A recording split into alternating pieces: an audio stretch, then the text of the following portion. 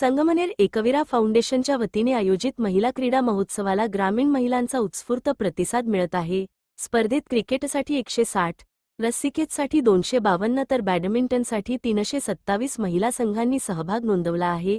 एकूण 5674 महिला खेळाडू मैदानात उतरल्या असून शेतीमातीत राबणाऱ्या महिलांची क्रिकेट मैदानावरची फटकेबाजी प्रेक्षकांचे लक्ष वेधत आहे।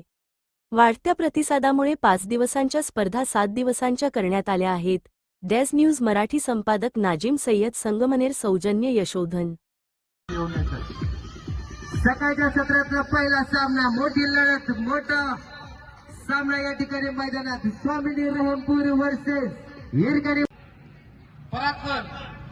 पुढचा सामना सखी महिला बचत गट पिंपालनं आणि हिरकणी क्रिकेट पहिलाच